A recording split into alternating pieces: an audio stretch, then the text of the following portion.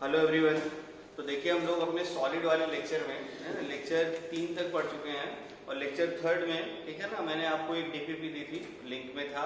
तो बहुत सारे लोग सॉल्व किए होंगे, जो लोग सॉल्व किए होंगे बहुत अच्छी बात है, और जो नहीं सॉल्व किए हैं वो लोग जरा ध्यान से देखिए। जैसे पहला वाला क्वेश्चन था डीपीपी में, ठीक ना, फर्स्ट क्वेश्चन था अपने को, क्वेश्चन नंबर 1 देखो ध्यान से। और क्वेश्चन ये था तुम्हारा कि नोबल गैसेस एंड मेटल, ठीक ना, Nobel gases and metal crystalline with closed bag structure at the melting point of noble gases crystal are exceptionally low। ठीक है ना, मतलब क्वेश्चन देखो क्या बोल रखा है कि जो भी तुम्हारे पास नोबल गैसेस है, पूरी लैंग्वेज में नहीं लिखूंगा, जो भी नोबल गैसेस है तुम्हारे पास, ठीक है ना, और जो तुम्हारे पास मेटल्स हैं, ठीक है ना, जो भी नोबल गैसेस है और जो तुम्हारे पास मेटल्स हैं। नोबल गैसेस भी सॉलिड होता है, क्रिस्टलाइज करते हैं सॉलिड जैसा। क्वेश्चन यही है, noble gases and metal crystallize with closed pack structure. तो जो नोबल गैसेस है ये भी क्रिस्टलाइज होती है, ये क्वेश्चन में दे रखा है, crystallized as closed packed structure. अच्छे से देखना ध्यान से, ये भी आपका क्रिस्टलाइज होता है क्लोज्ड पैक्ड स्ट्रक्चर, ठीक है ना। और ये वाला भी मेटल भी आपकी जो है ये भी होती है crystallize as closed packed structure, crystallize as है ना क्लोज्ड पैक्ड स्ट्रक्चर। अब क्वेश्चन बड़ा अच्छा है ये, क्लोज्ड पैक्ड स्ट्रक्चर, ठीक है ना।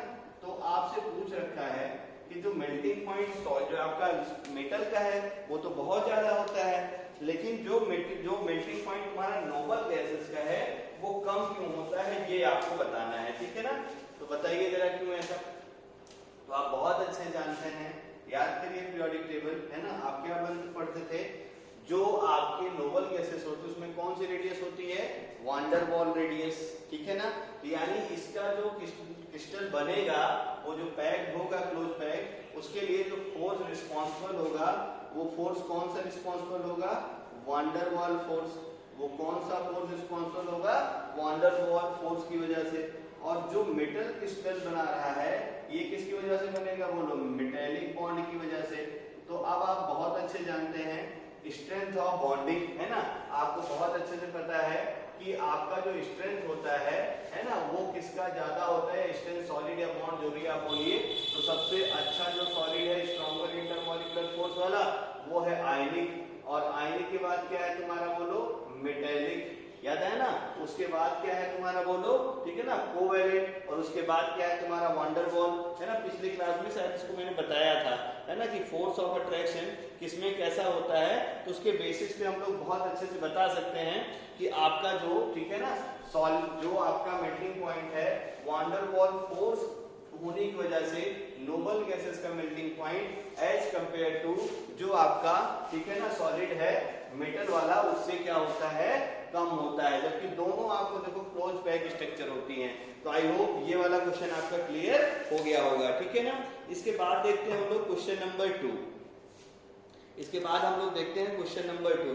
जिन्होंने सॉल्व कर लिया है बहुत अच्छी बात है, और जिनके सॉल्व नहीं हो रहे हैं, ठीक है ना, ये स्ट्रेंथ पूरा मैं लिख दे रहा हूँ, आयनिक, मेटेलिक, और फिर क्या होता है तुम्हारा, बोलो, कोवेलेंट, ठीक ना, और फिर क्या होता है वान डेर वाल। अच्छे से याद रखे रहना, वान डेर वाल स्ट्रेंथ, ठीक है ना। तो पहले लिखा था पहले भी, और चाहो तो फिर से इसको कॉपी कर लेना। तो ये फर्स्ट वाले क्वेश्चन का आंसर हो गया। आई होप ये आपको क्लियर हो गया होगा। अब हम लोग चलते हैं क्वेश्चन नंबर 2, है ना। तो देखो क्वेश्चन नंबर 2 में था, for each of the following compound predict will, है ना, which will have the higher melting point and why। तो पहला जो पेयर है वो है तुम्हारे पास, ठीक है ना, C6Cl6, एक ये है, और इसके साथ में जो पेयर है वो है तुम्हारा C6H6। तुमको ये बताना है कि इसमें किसका मेल्टिंग पॉइंट ज्यादा होगा और क्यों होगा। तो बताइए जरा, इसका मेल्टिंग पॉइंट, इसका मेल्टिंग पॉइंट किसका ज्यादा अच्छा होगा। तो सबसे पहले ये चेक करते हैं, सबसे पहले इसका नेचर देखा करो, ठीक है ना। तो अब देखो ध्यान से, नेचर ये क्या है तुम्हारा, C6H6, आपका Cl6 भी क्या होगा, नॉन पोलर, और C6H6 भी यानी बेंजीन, ये भी क्या होगी तुम्हारी, देखो, नॉन पोलर। बात समझ में आई। तो ये दोनों तो हो गए, चलो, नॉन पोलर। नेचर देखो मैच कर गया। फिर देखेंगे क्या अपना मॉलिक्यूलर वेट, फिर क्या देखेंगे हम लोग, मॉलिक्यूलर वेट। तो मॉलिक्यूलर वेट किसका ज्यादा होगा, मॉलिक्यूलर वेट C6 है ना, और आपका जो 6 है, क्योंकि कार्बन का 12, क्लोरीन का 35.5, ये बड़ा होगा C6H6 से, इसका मॉलिक्यूलर वेट इससे ज्यादा होगा। और तुम्हें बहुत अच्छे से पता है अगर आपका ठीक ना मॉलिक्यूलर वेट ज्यादा हो जाएगा तो स्ट्रॉन्गर वैन डर वाल फोर्स ऑफ अट्रैक्शन हो जाएगा, क्योंकि वैन डर वाल फोर्स तुम्हें अच्छे से पता है directly proportional to molecular weight, या क्या होता है बोलो साइज, ठीक है ना, अच्छे से याद रखते रहना। तो मोर मॉलिक्यूलर फोर्स है, मोर मॉलिक्यूलर वेट है, इसलिए क्या होगा वैन डर वाल फोर्स इसमें क्या होगा ज्यादा होगा, वैन डर वाल फोर्स इसमें क्या होगा तुम्हारा हाई होगा। और अगर ये हाई है हेंस हम लोग क्या बोलेंगे बोलो, हेंस मेल्टिंग पॉइंट ऑफ किसका C6 और तुम्हारा Cl6, ठीक है ना, इसका मेल्टिंग पॉइंट बड़ा होगा C6H6 से। आई होप ये आपको क्लियर हो गया होगा। फिर देखो बी पॉइंट में देखो क्या दे रखा है, तो बी पॉइंट वाला जो इसमें बी पार्ट का क्वेश्चन दे रखा है वो दे रखा है HF और HCl। बोलिए HF और HCl में किसका, तो आपने आंसर बता दिया होगा शायद HF का, क्योंकि HF में क्या होता है हाइड्रोजन बॉन्डिंग और हाइड्रोजन बॉन्ड का स्ट्रेंथ, ठीक ना, HCl में पोलर कोवेलेंट है उससे ज्यादा ही होता है। तो बी का आंसर देखो ध्यान से, मेल्टिंग पॉइंट किसका ज्यादा हो गया, HF का ज्यादा होगा किससे, HCl से। सेकंड क्वेश्चन हो गया ना, इसमें देखो अब रीजन वही है, HF में क्या होता है हाइड्रोजन बॉन्ड, बाकी आप समझदार हैं। अगला था तुम्हारा ठीक है ना, वो था आपका KO2 और SiO2, ठीक है ना, एक क्या था तुम्हारे पास देखो KO2 और एक क्या था तुम्हारा SiO2, ये अच्छा क्वेश्चन है। KO2 और SiO2 में किसका ज्यादा होगा ये तुम्हें बताना है, मेल्टिंग पॉइंट किसका ज्यादा होगा, ठीक है ना, बोलो KO2 का ज्यादा होगा कि SiO2 का ज्यादा होगा, बोलिए। तो ये तुम्हें दिख रहा होगा आयनिक रिंग, पता है SiO2 का क्रिस्टलाइन स्ट्रक्चर बहुत अच्छा होता है, इसको अच्छे से याद रखे रहना, इस क्वेश्चन पे इंपॉर्टेंट लिख लो, ठीक ना। तो melting point of SiO2 is greater than KO2, ठीक है ना, इसका रीजन अच्छे से याद रखे रहना, ये बड़ा अच्छा क्वेश्चन है। रीजन इसको पूछोगे तो ज्यादातर बच्चे आपको KO2 बताएंगे, लेकिन आंसर क्या है इसमें SiO2, और इसका रीजन देखें ध्यान से क्या होता है, रीजन क्या होता है, इस रीजन ये है SiO2 है, ठीक ना, जो भी तुम्हारा SiO2 है, SiO2 है, ठीक ना, लार्ज क्रिस्टलाइन नेटवर्क, ऐसे याद रखिए, लार्ज क्रिस्टलाइन नेटवर्क, ये दिमाग में छापे रहिए आप, लार्ज क्रिस्टलाइन क्या होता है इसके पास नेटवर्क होता है, और इसी वजह से क्या होता है मेल्टिंग पॉइंट SiO2 का ज्यादा होता है एज कंपेयर टू KO2, ठीक है ना।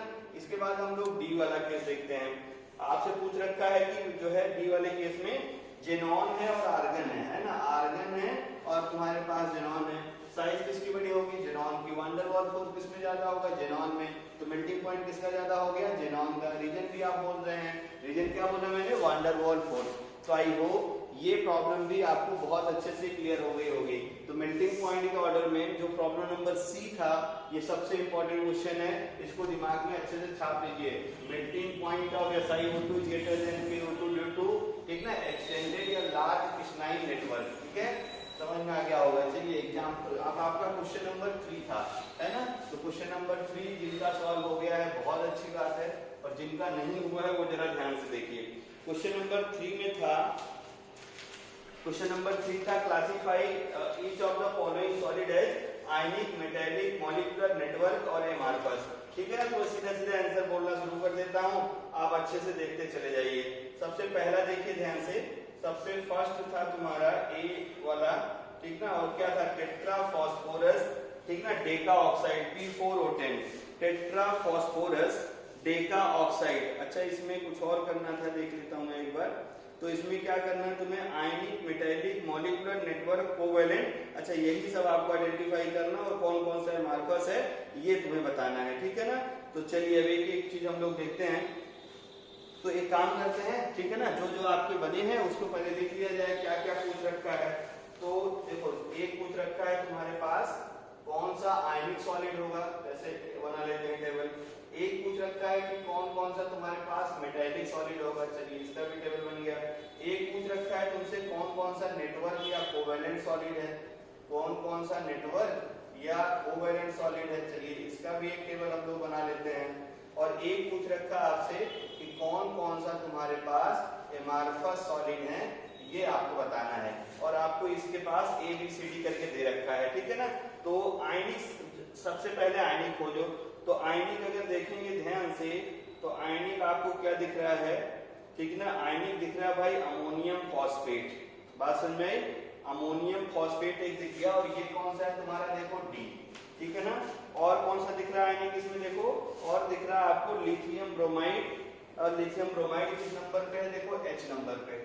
बात क्लियर हो गया ना। तो चाहो मैं इसे लिख दे रहा हूँ तो आपको ज्यादा समझ में आएगा। एक तो है अमोनियम फॉस्फेट है ना, यानी देखो ये कंपाउंड ये है NH4, मान लो ऑर्डर में गलती हो तो आप उसको मैच कर लेना, NH3PO4 होल थ्राइस है ना, NH4 होल थ्राइस PO4 हो गया, और जो दूसरा वाला आयनिक है वो है तुम्हारा लिथियम ब्रोमाइड, ठीक है।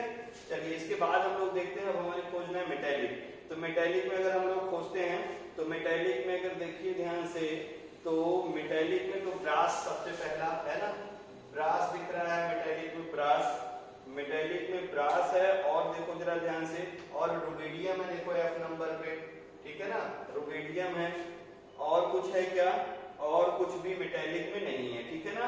अब देखते हैं हम लोग नेटवर्क, मॉलिक्यूलर नेटवर्क या नेटवर्क कोवेलेंट जो भी बोलिए आप। तो ये देखो मॉलिक्यूलर नेटवर्क में आइए, तो मॉलिक्यूलर नेटवर्क के तो बहुत सारे दिख रहे हैं, ठीक है ना। जैसे सबसे पहले अगर देखो ध्यान से, तो सबसे पहले आपको दिख रहा है, सबसे पहले अपने को दिख रहा है मॉलिक्यूलर में, ठीक है, मॉलिक्यूलर नेटवर्क में जरा ध्यान से देखना। तो मॉलिक्यूलर नेटवर्क में सबसे पहले तो दिख रहा है अपने को कौन सा बोलो, सबसे पहले दिख रहा है, ठीक है ना, एक देखेंगे अपने को ग्रेफाइट, ठीक है ना, कोवेलेंट नेटवर्क में ग्रेफाइट। तो ये देखो ध्यान से, ग्रेफाइट किस नंबर पे आ गया तुम्हारा, बी नंबर पे, ठीक है ना। अच्छा आपको अलग अलग पूछ रखा है, देखो आपसे पूछ रखा है मॉलिक्यूलर एंड नेटवर्क, तभी तो गड़बड़ हो रहा था, इसको अलग अलग लिखते हैं। क्या पूछ रखा है कि कौन कौन सा मॉलिक्यूलर सॉलिड है, कौन कौन सा मॉलिक्यूलर सॉलिड है, ठीक है ना, ये पूछ रखा है, और कौन कौन सा कोवेलेंट है ये पूछ रखा है, और कौन कौन सा तुम्हारे पास, ठीक है ना, एमार्फस है ये पूछ रखा है ना, ये कौन कौन सा तुम्हारा एमार्फस है ये पूछ रखा है। बड़ा अच्छा क्वेश्चन था भाई ये।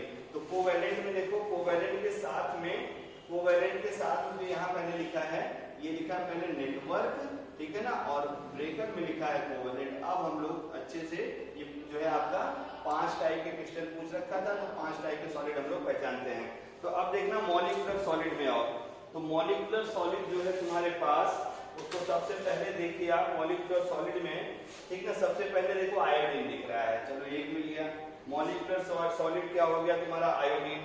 फिर अगला दिख रहा है तुम्हारा देखो फॉस्फोरस P4, मॉलिक्यूलर सॉलिड क्या हो गया देखो P4, ठीक है ना। फिर इसके बाद देखिए ध्यान से, मॉलिक्यूलर सॉलिड और कौन सा दिख जाएगा, मॉलिक्यूलर सॉलिड ये देखो आपको दिख रहा है सिलिकॉन, ठीक है ना, तो सिलिकॉन भी मॉलिक्यूलर सॉलिड ही है। तो ये हो गया तुम्हारा मॉलिक्यूलर सॉलिड के एग्जांपल। अगला हम लोग देखते हैं कोवेलेंट और नेटवर्क सॉलिड। तो एक तो तुरंत ही दिख रहा है ग्रेफाइट, चलो ग्रेफाइट पूरा नाम लिख दे रहा हूं मैं, ठीक ना, बाकी आप किस नंबर पे है उसको आप मैच कर लेना। तो ये हो गया तुम्हारा ग्रेफाइट मॉलिक्यूल जो है कोवेलेंट सॉलिड में, एक तो हो गया ग्रेफाइट, और एक क्या हो गया तुम्हारा भाई वही फर्स्ट वाला tetra phosphorus decaoxide P4O10 tetra phosphorus decaoxide, ठीक है ना। अब देखते हैं एमार्फस में, एमार्फस में सब जो है तो तुम्हें दिख रहा है क्या क्या, एमार्फस में दिख रहा है केवल कौन सा देखो प्लास्टिक, ठीक है ना। तो ये आपका जो है क्वेश्चन नंबर 3 था, जिसको मैंने सारे करेक्ट कर दिए, ठीक है ना। तो क्वेश्चन नंबर 3 का ये आंसर हो गया।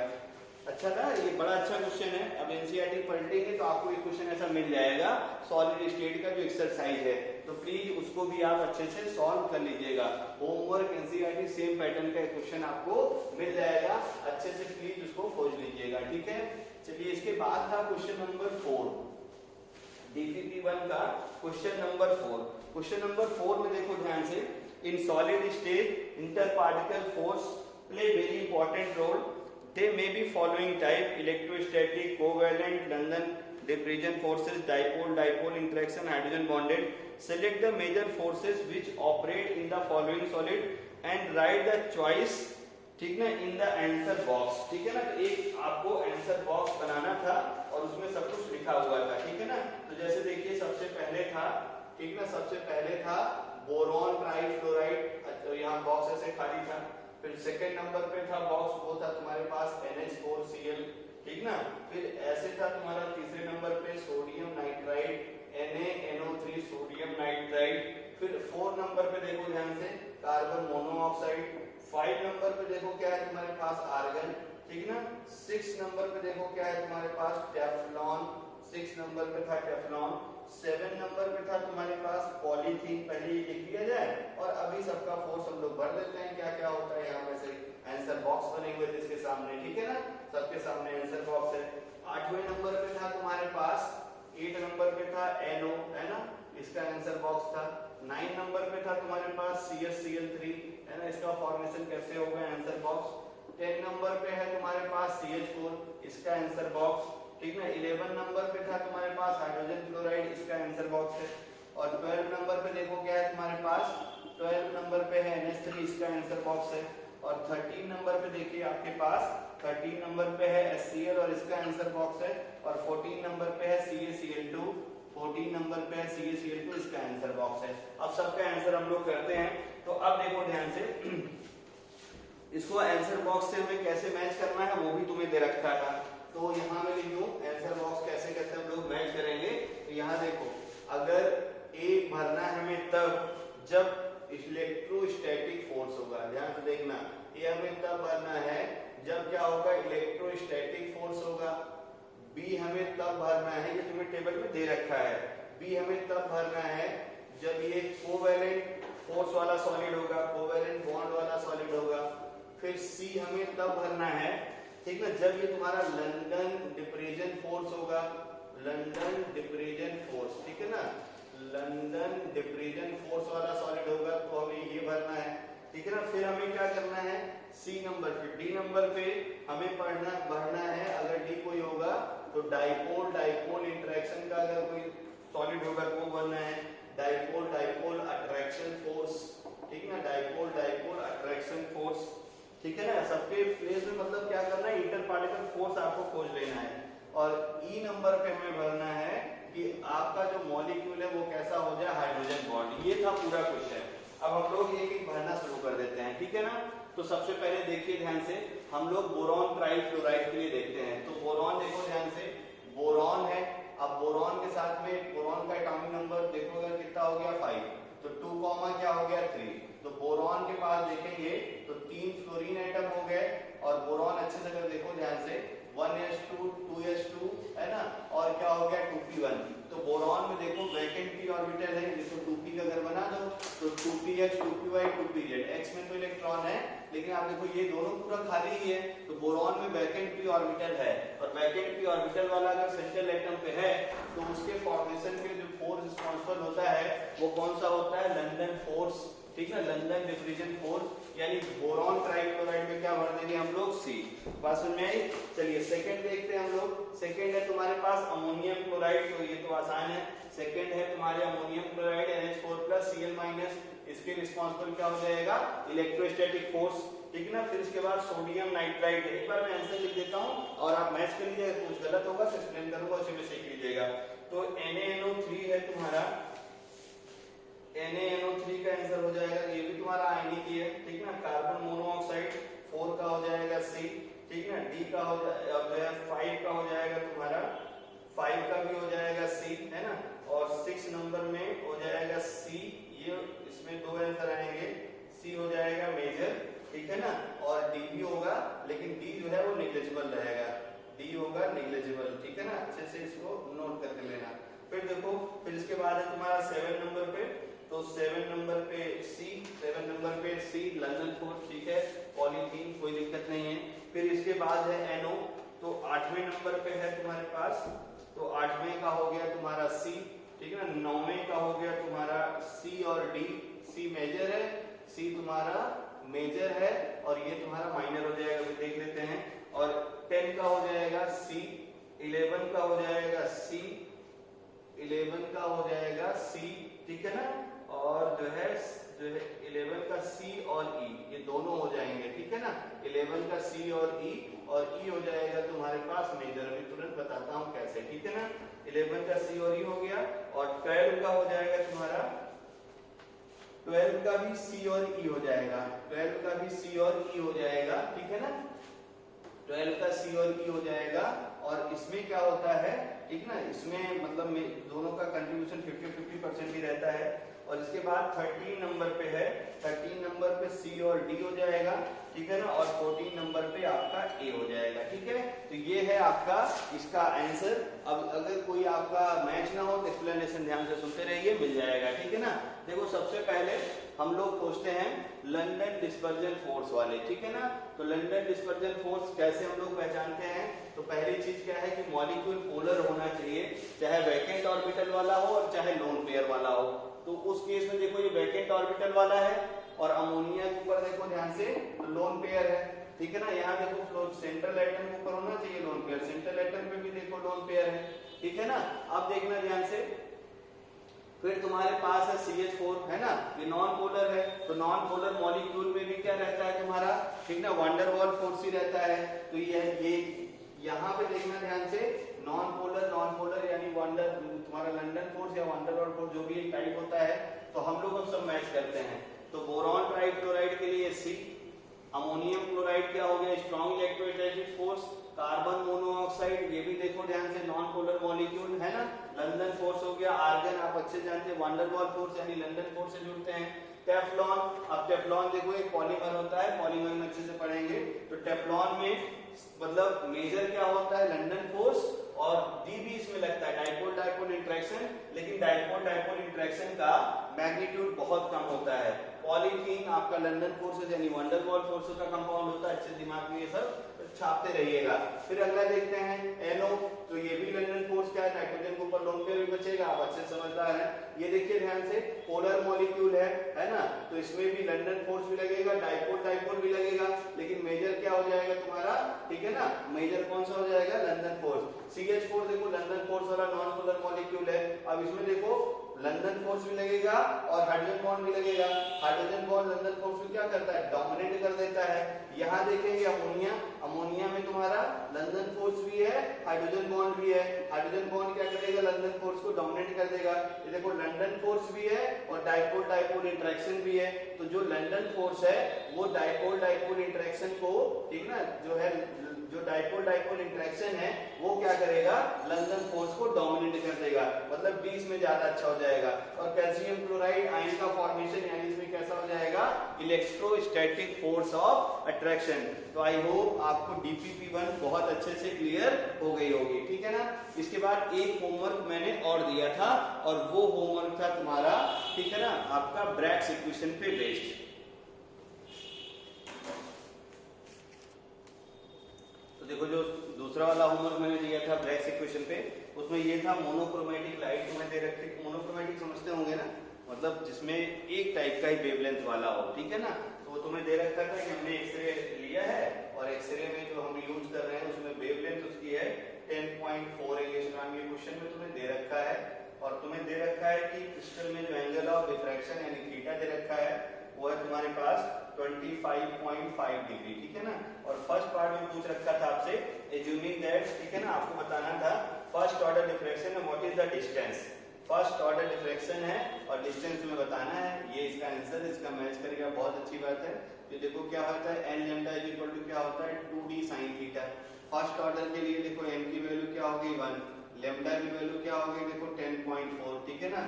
2 तो 2 ही रहेगा, इसमें कुछ नहीं, d अपने को बताना है, ये क्वेश्चन मार्क। अब देखो साइन थीटा की वैल्यू यहाँ रख दी जाए तो साइन थीटा कितना रह देंगे हम लोग 25.5 डिग्री। आपको समझ में आ रहा है ये वैल्यू कहाँ से लाएंगे, तो आप टेंशन मत लीजिए, ये वैल्यू आपको कहीं ना कहीं टेबल पे दी रहेगी और वहीं से हम लोग रख के फिर d को सॉल्व कर लेना तो d की वैल्यू ये आ जाएगी, ठीक है ना। तो ये अच्छे से दिमाग में आप रख के रहिएगा, कोई दिक्कत नहीं है, ठीक है। चलिए फिर अगला देखते हैं हम लोग, आपसे पूछ रखा है सेकेंड वाला जो है एट व्हाट एंगल, ठीक ना, सेकंड ऑर्डर डिफ्रैक्शन अगर हो जाए तो एंगल बताइए क्या होगा।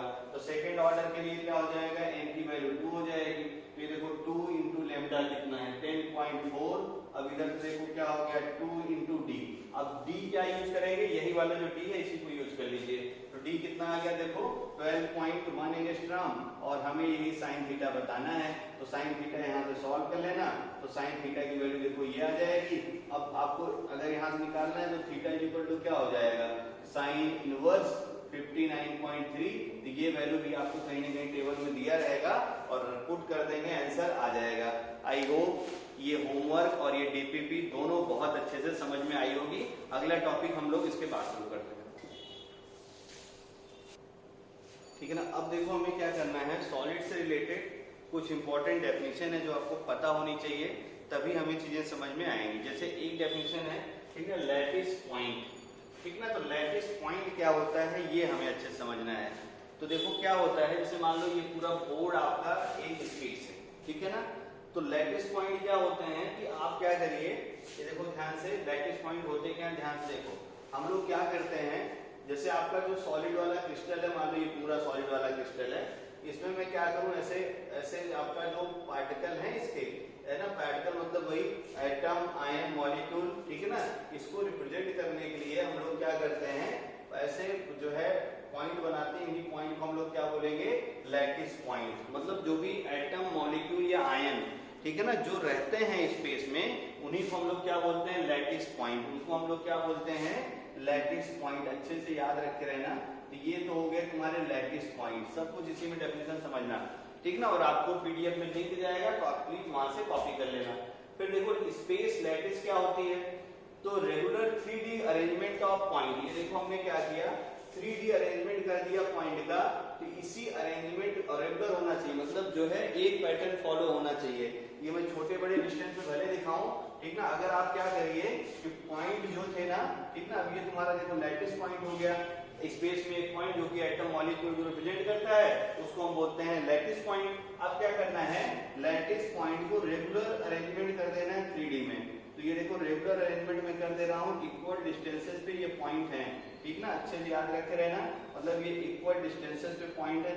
थोड़ा बड़ा यहाँ पे छोटा बड़ा दिख रहे आपको, तो उससे ये नहीं है कि छोटे बड़े हैं, सबका डिस्टेंस सेम है ना। Regular 3D arrangement of point in space are known as space lattice, ठीक है। तो इस चीज को हम लोग क्या बोलते हैं, स्पेस लैटिस। अब देखो ध्यान से, क्रिस्टल लैटिस क्या होता है, तो when all point of space lattice replaced by atom. तो मतलब ये जो पॉइंट रिप्रेजेंट किए हैं, ठीक है, इसको क्या करें हम लोग, इसको हम लोग रिप्लेस करते हैं, चाहे एटम से, चाहे आयन से, चाहे मॉलिक्यूल से। तो जो कुछ मिलता है उसको हम लोग क्या बोलते हैं, क्रिस्टल लैटिस। जैसे देखो अगर मैं एग्जांपल की बात करूं तो तुम्हें ज्यादा अच्छा समझ में आएगा।